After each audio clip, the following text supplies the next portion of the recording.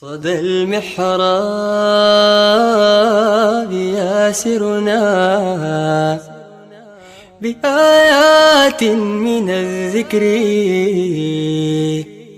يرددها أئمتنا بجوف الليل والفجر. صدى المحراب ياسرنا بآيات من الذكر يرددها. سلام الله عليكم dhegaystayaal tani waa qabriga wiilka magaciisa la yiraahdo Cabdilmanuuf Maxamed Cali Shabeel oo ahaa wiil dhalinyaro ah kaasoo 26 bishan ay ka soo gudubnay ee September ku geeriyooday shil baabuur oo ka dhacay inta u dhaxaysa Berbero iyo Burco. sida la xaqiijiyay dad aqoon wanaagsan u lahaa marxuumka xabaashiisa mowluhu uu ku manaystay dhir cagaaran oo ku gadaamay qabrigiisa keliya iyadoona qubuurta kale ee hareerihiisa ay marnaba dhirtaasi aysan ka bixinin. dhirtan ayaa abaar iyo aaran ka bixi doonta qabrigiisa sida idinkaga muuqata sawirka. qabriyada ku dhegan asaga dhirta markii lagu raray ama inta qaar laga gooyay meelaha kale la geeyay way qabsan weysay. waxaa la xaqiijiyay dad aqoon wanaagsan u leh wiilkan inuu ahaa wiil qof wanaagsan, shakhsi wanaagsan ah, qof afgaaban kana soo jeeda qoys ahludiin ah. Shucayb wuxuu markii u dambeysay uu ahaa midkii ka qayb galay kulanka ay iskugu imaadaan jamaacada loo yaqaano tabliiqa ee ka dhacay bariga magaaladaasi Hargeysa. sida sawirkeeda kaga muuqata dhirta cagaaran ee qurxoon ee ku gadaama qabrigiisa keliya waaye waana tusaale wanaagsan. ilaahay ha u naxariisto Shucayb Cabdilmanuuf. arrinkani waa arrin mucjiso ah walaalayaal. waxa weeyaan dad badan ayaa isweydiinaya muxuu ku mutaystay in wiilkani qabrigiisa keliya ay dhirtu gadaanto. wiilkani sida la xaqiijiyay wuxuu ahaa wiil dhalinyaro ah oo wanaagsan, wuxuuna ku geeriyooday shil baabuur oo ka dhacay inta u dhaxaysa Burco iyo Berbero 26 September ee 2019. dhagayste, qabrigu waa meesha qofka uu ku qaadanayo nolosha loo yaqaano xayaatul barzakh ama nolosha u dhaxaysa midda aakhiro iyo midda adduun. qabriga waxaa dhici karta inaad barzakhaasi ku noolaato 10,000 sano, 100 sano, 500 sano ilaa uu qiyaamaha ka dhacayo. qof walba markuu dhinto ayay qiyaamadiisu bilaabataa. qabriga qofka meydka markii loo duceynayo waxaa la yiraahdaa ilaahayow allahumma ij'al qabrahu rawdatun min riyaadil jannah walaa taj'al qabrahu xufratun min xufarin niiraan. oo micnaheedu uu yahay dhegayste, ilaahow ka dhig qofka meydka markii loo duceynayo waxaa loogu duceeyaa oo janaasada la tukanayo ka dhig beer ka mid ah beeraha jannada qabrigiisa, hana ka dhigin god ka mid ah godaha naarta qabrigiisa. ilaah waa ka dhigin. marka tani waxay daliil u tahay mucjisadani in wiilkan Cabdishucayb Cabdilmanaaf uu ahaa qof wanaagsan. ilaahay subxaanahu wa tacaalaana uu qabrigiisa u furay sida aan rajaynayno. Shucayb daaqad ka mid ah daaqadaha jannada. dhagayste, qofka muslimka waxaa wanaagsan mar walba inuu xasuusto in maalmaha ka mid ah karfan cad lagu xiri doono, loona quweyn doono, lagana siibi doono waxa jirkiisa ku jiro dhan, saacad ha ahaato, faraanti ahaato iyo wax kale,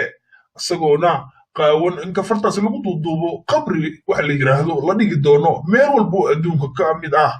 ma ogtahay dhagayste in qabriga oo la isdhigaa ay nimco weyn ay tahay? maxaa yeelay dad badan oo Soomaaliyeed aan iraadu Soomaaliya ama adduunkaba aan qabri helinba, oo xubnahooda jirka inta dhibaato ay ku dhacdo ama qarax ku dhaco ama shil gaari ay galaan ama dhibaato kale ku dhaco oo go'aa oo la waayaa la isku keeni waayaa meydkoodii ama jirkoodii. rasuulka salawaatullaahi wasalaamu calayhi markii hore asxaabta wuxuu ka reebi jiray inay ziyaartaan qubuurta, laakiin markii dambe uu u fasaxay ووحو ليهي نهيتكم عن زيارة القبور ألا فزوروها وحاورنا يا حديث كاسي بريدة الأسلمي markii hore waxaan idinka reebi jiray inaad ziyaarataan qabuuraha ee haatan ziyaarta qabriga oo la ziyaarto fadli badan ayay leedahay dhegayste rasuulka naftigiisa markii uusan geeriyoon ka hor oo ogaaday inuu geeriyoonayo ama loo waxyooday dhowr mar ayuu booqday qabuuraha caanka ee muslimiinta ay ku duugan yihiin ee loo yaqaano baqiic xadiiska waxaa warinaya caaisha radiallahu canha ayada oo ay tiri markastuu habeenkaygu uu soo gaaro rasuulka habeenkii saqdii dhexe ama xilliga dambe ee intaan la gaarin salaada subax ka hor ama 8 saac oo habeenimo ama 9 saac habeenimo ayuu wuxuu u bixi jiray qabuuraha loo yaqaano baqiic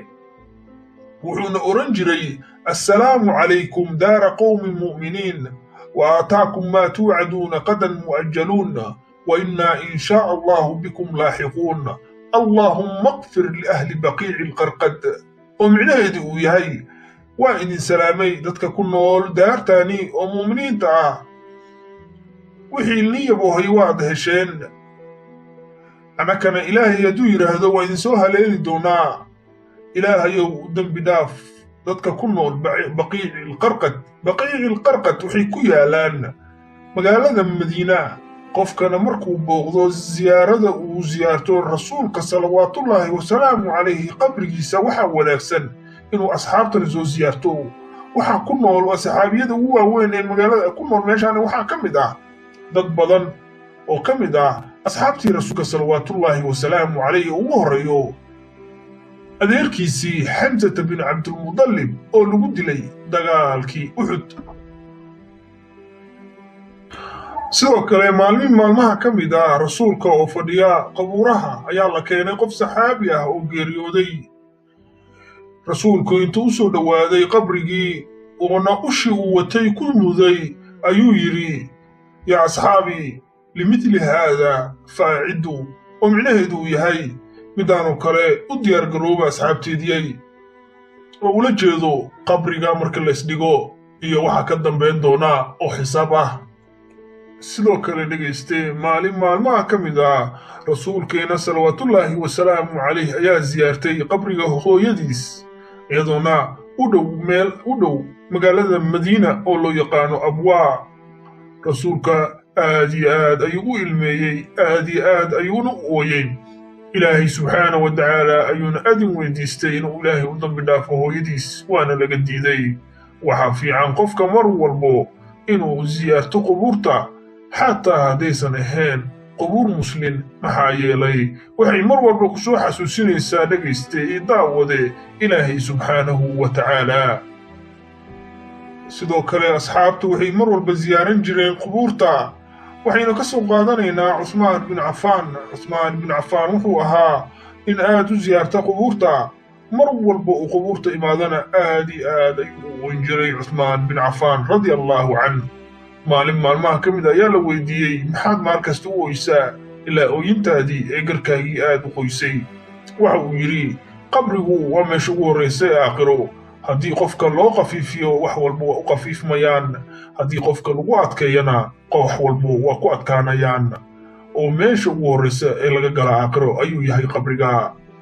maalmaha ka mid ah saxaabta iyo rasuulka oo wada socda ayaa soo maray meel qubuur ah waxa uuna yidhi labadaas qabri oo intuu gacanta ku taagay rasuulka ayuu yidhi waa la cadaabayaa wax weynna looma cadaabayo oo agteena wax weyn kama ahan laakiin ilaahay subxaana wa tacaala agtiisa wax weyn ayay ka tahay midka koowaad waxaa loo cadaabayaa wuxuu ahaa nin dadka isku dira oo ka shaqeeya in dadka hadalka uu kor gudbiyo meel ilaa iyo meel kale isagoona dadka isku dira midka kalena wuxuu ahaa mid aan kaadida iska hubsan oo aan kaadida si fiican iskaga dhaqin oo aan hubsan inay kaadidii ka dhammaatay in kale nimcada kale oo ilaahayna siiyey waxaa ka mid ah dadka la cadaabayo ama qubuurta lagu cadaabayo qaylidooda iyo dhibaatadooda iyo waxa loo galayo inuu ilaahay subxaana wa tacaala naga dhaga tiray oo aynan maqlayn laakiin hadduu jiri lahaa qof naga mida oo maqlaya sida loo galayo qubuurta waxaa ka socda qofna muusan aaseen qofku uu jecel yahay dhegaysteeyo daawadee dadkii wanaagsanaa waxay ahaayeen dad ziyaarta qubuurta iyo koona kuwaana qaata qubuurta iyo in maalin maalmaha ka mid ah la geen doono qabri. shucayb cabdulmanaaf waa wiil ku dhashay kuna barbaaray magaaladaasi burco, qabrigiisana ilaahay subxaana wa tacaala uu mucjiso ka soo daahiriyey oo ah in qabrigiisa keliya mooye qubuurta kale uusan ka bixinin geed aan la aqoonin waxa uu yahay, geedkaasina uu camimay oo keliya ama u hareereeyey qabrigiisa ama qabriga shucayba. shucayb ayaa lagu sheegay inuu ahaa wiil aad u wanaagsan, qoys wanaagsanna ka dhashay. waxaan u rajaynaynaa muslimiinta dham iyo dadka geeriyooday ee muslimiinta ah inuu ilaahay subxaana wa tacaala u dambi dhaafo mid walba oo dhintay, mid walba oo dembi galay iyo midaan dembi galinba. ilaahay ayaa ugu baryanaa inuu dambi dhaafo, shucaybna si qaas ayaa ugu baryanaa inuu dambi dhaafo oo ilaahay subxaana wa tacaala jannooyinkiisii geeyo. waa maxamed alfa halkaa nagala socotaana dhegaystayaal oo warbaahinta qaansarobaada.